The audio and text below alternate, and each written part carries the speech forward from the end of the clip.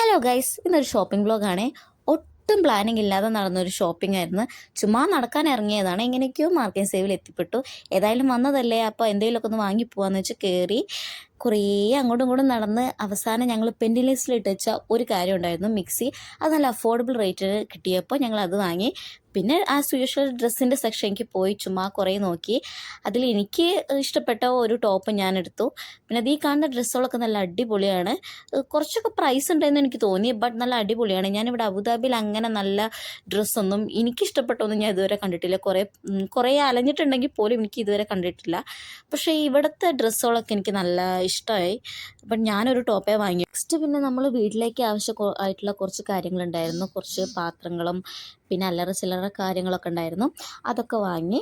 അതിനൊന്നും അത്ര റേറ്റ് ഒന്നും എനിക്ക് തോന്നിയില്ല. ആസ് യൂഷ്വൽ നല്ല അടിപൊളി ഐറ്റംസ് ആയിരുന്നു, ക്വാളിറ്റി ആയിട്ടുള്ള കാര്യങ്ങളായിരുന്നു.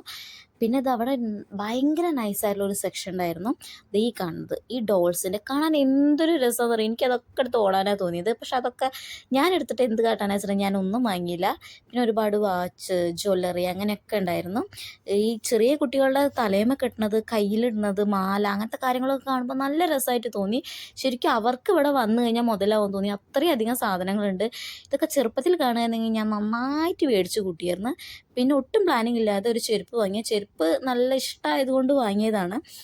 എനിക്കും വാങ്ങിയായിരുന്നു വാങ്ങി. പിന്നെ അങ്ങനെ ചോക്ലേറ്റോ അങ്ങനത്തെ കാര്യങ്ങളൊന്നും ഞങ്ങൾ വാങ്ങിയില്ല. സാധാരണ ഇവിടെ വന്നു കഴിഞ്ഞാൽ അതാണ് ഏറെ വാങ്ങാറ്. പക്ഷെ അങ്ങനെയൊന്നും വാങ്ങിയില്ല.